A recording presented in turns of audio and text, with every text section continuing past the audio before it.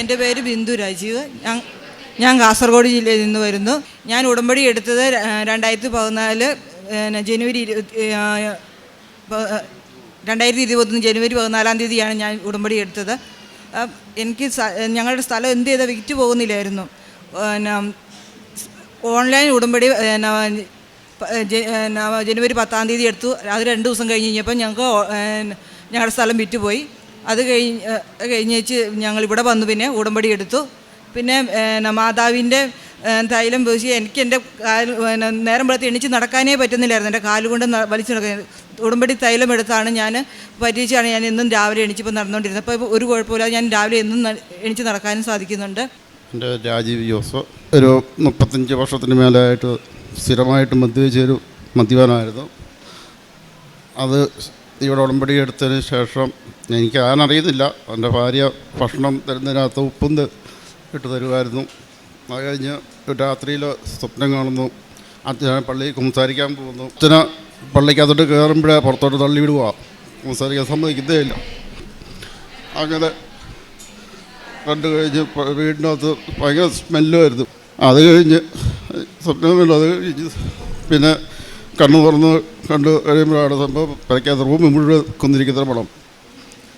അത് കഴിഞ്ഞ് ഞാൻ പിന്നെ കുമ്പസാരിക്കാൻ തീരുമാനിച്ച്, അല്ലെങ്കിൽ കുമ്പസാരാടില്ല, ഒന്നുമല്ലോ ആരെങ്കിലുമൊക്കെ പറഞ്ഞ് നിർബന്ധിക്കും പോവും, അല്ലെങ്കിൽ പോലെയില്ല.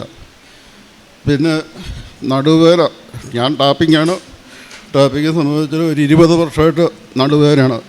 വർഷത്തിൽ 2 പ്രാവശ്യം എന്നെ എടുത്ത് വണ്ടിയൊക്കെ കയറ്റി കൊണ്ടുപോകണമായിരുന്നു. അത് തൈലം പുരട്ടി പ്രാർത്ഥനയുടെ ഫലമായിട്ടാണ് അത് മാറി കിട്ടിയത്. ഇപ്പം രാത്രി 1 മണി 2 മണി ആകുമ്പോൾ ടാപ്പിങ്ങിൽ പോകും. വെളുപ്പിനായിട്ട് പ്രാർത്ഥന പോയി കഴിയാതെ പോവുകയില്ല. പ്രേക്ഷിത പ്രവർത്തനം ഞാൻ പത്രം എല്ലായിടത്തും കൊണ്ട് കൊടുക്കാറുണ്ടായിരുന്നു. പറ്റുന്ന പോലെ എനിക്ക് എൻ്റെ പറ്റുന്ന സാഹചര്യത്തിലെല്ലാം ഞാൻ സഹായിക്കാറുണ്ട്. പ്രാർത്ഥനാ ജീവിതം ഭർത്താവ് അധികം എൻ്റെ കൂടെ ഞങ്ങൾ കുരിശ് വരയ്ക്കാൻ കൂടുന്നതിനകത്ത് കൂടാറില്ല. പുള്ളി ഇപ്പം എന്നും തന്നെ കുരിശ് വരയ്ക്കാൻ എല്ലാം കൂടും. മുൻഗണനയിൽ പുള്ളിയാണ് നിൽക്കുന്നത് കൂടുതലും. മക്കളും ആണെങ്കിലും പുറകോട്ട് നിന്നാലും മക്കളെയും വിളിച്ചിരുത്തി പുള്ളി തന്നെയാണ് മുൻകൈ എടുത്ത് പ്രാർത്ഥനയും രാവിലെയും വൈകുന്നേരവും ഇപ്പം പ്രാർത്ഥനയിൽ തന്നെ ഉണ്ടായിരിക്കും. വിശുദ്ധ യോഹന്നാൻ്റെ സുവിശേഷം 6-ാം അധ്യായം 35-ാം തിരുവചനം. യേശു അവരോട് പറഞ്ഞു, ഞാനാണ് ജീവൻ്റെ അപ്പം. എൻ്റെ അടുത്ത് വരുന്നവനെ ഒരിക്കലും വിശക്കുകയില്ല, എന്നിൽ വിശ്വസിക്കുന്നവനെ ദാഹിക്കുകയില്ല. നാം വളരെ വിശപ്പോടുകൂടിയാണ് ഇവിടെ ഓരോരുത്തരും വന്ന് ഉടമ്പടി എടുക്കുന്നത്.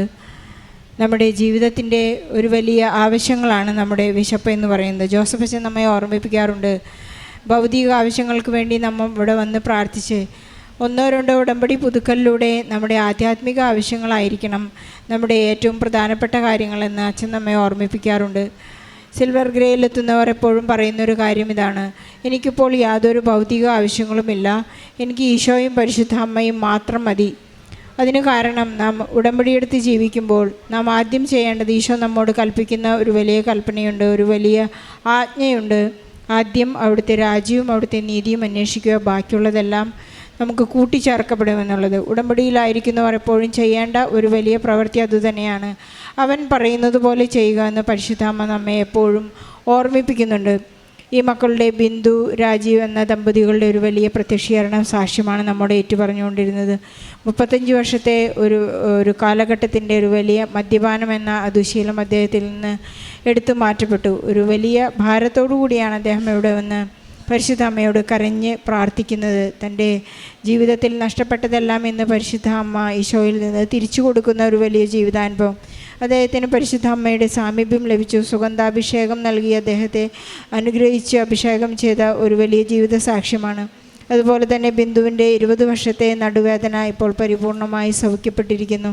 ഇവർ ഉടമ്പടി വസ്തുക്കളുടെ കൃത്യമായ ഉപയോഗവും അതുപോലെ തന്നെ യേശു കൈമാറ്റവും അവർ കൃത്യമായി പ്രയോഗിച്ച ഒരു ജീവിത സാക്ഷ്യമാണിത്. അവർക്ക് പറയാനുള്ള ഒരു മറ്റുള്ളവരെ ഫേസ് ചെയ്യാനുള്ള ബുദ്ധിമുട്ടുണ്ടോ എന്തോ അറിഞ്ഞുകൂടാ. അവർക്ക് ഈ സാക്ഷ്യ സ്ഥിരീകരണ സമയത്ത് അവർ വളരെ ഏങ്ങലടിച്ചുകൊണ്ട് വളരെ നന്ദിയോടെയാണ് ഇന്ന് ഈ അൾത്താരയിൽ അവർ കയറി നിൽക്കുന്നത്.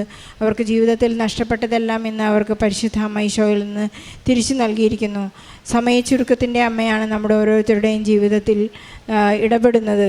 നമുക്ക് എത്ര തന്നെ ജീവിതത്തിൽ സങ്കടങ്ങളുള്ള കാര്യങ്ങളായാലും അസാധ്യമായ കാര്യങ്ങളായാലും പരിശുദ്ധ അമ്മയ്ക്ക് വളരെ അല്പം സമയം മാത്രം മതി. ഈശോയോട് പറയുന്ന ആ സമയം മാത്രമേ നമ്മുടെ ജീവിതത്തിൽ അത്ഭുതങ്ങൾ സംഭവിക്കാനായി എടുക്കുന്നുള്ളൂ. അവർക്ക് വീഞ്ഞില്ല എന്ന് പറയുന്ന ഒരു നിമിഷത്തിൽ തന്നെ ഈശോ നമുക്ക് വേണ്ടി അത്ഭുതം ചെയ്യുവാൻ ഇന്ന് ഈ കുടുംബത്തിന് രക്ഷ കൈവന്നിരിക്കുന്നുവെന്ന് സക്കയൂസിനോട് പറഞ്ഞതുപോലെ നമ്മുടെ കുടുംബങ്ങൾക്കെല്ലാം ഇന്ന് തന്നെ രക്ഷ ലഭിക്കുകയാണ്. ഒരു ക്രിമിനലായ തൻ്റെ ഈശോയോട് കൂടെ കുരിശിലേറ്റ ആ മനുഷ്യനോട് ഈശോ വാഗ്ദാനം ചെയ്യുന്നത് തന്നെയാണ്, ഇന്ന് നീ എന്നോട് കൂടെ പറുദീസയിലായിരിക്കും.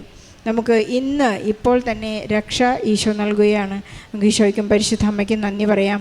കൃപാസനത്തിൽ ഇവിടെ കാലുകുത്തിയിട്ടുള്ള എല്ലാ മക്കളും അനുഗ്രഹം പ്രാപിച്ചുകൊണ്ട് അഭിഷിക്തരായി ഇവിടെ നിന്ന് തിരിച്ചു പോകാനുള്ള കൃപയ്ക്കായി നമുക്ക് പ്രാർത്ഥിക്കാം.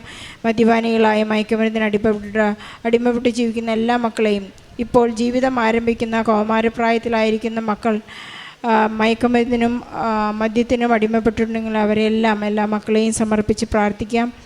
അസ്വസ്ഥതയുള്ള ജീവിതാസ്വാസ്ഥ്യങ്ങളുള്ള അസുഖങ്ങളുള്ള നടുവേദന, അതുപോലെ ശരീരത്തിലുള്ള എല്ലാ അസ്വസ്ഥതകളെയും അലർജിയെയും സമർപ്പിച്ച് പ്രാർത്ഥിച്ച് നമ്മുടെ നിയോഗങ്ങളെല്ലാം ചേർത്ത് വെച്ച് ഈശോയ്ക്കും പരിശുദ്ധ അമ്മയ്ക്കും നല്ലൊരു കയ്യടി നൽകി സാക്ഷ്യം നമുക്ക് സമർപ്പിക്കാം. അത്യപൂർവ ദൈവാനുഭവങ്ങൾ ഇനി നിങ്ങൾക്കും സ്വന്തം. ഈ യൂട്യൂബ് ചാനൽ ഇതുവരെ സബ്സ്ക്രൈബ് ചെയ്തിട്ടില്ലെങ്കിൽ ഇപ്പോൾ തന്നെ സബ്സ്ക്രൈബ് ചെയ്യുക. ഈ വീഡിയോ ഇപ്പോൾ തന്നെ നിങ്ങളുടെ സുഹൃത്തുക്കൾക്ക് ഷെയർ ചെയ്തുകൊണ്ട് കർത്താവിൻ്റെ പ്രേക്ഷിതരാകുക.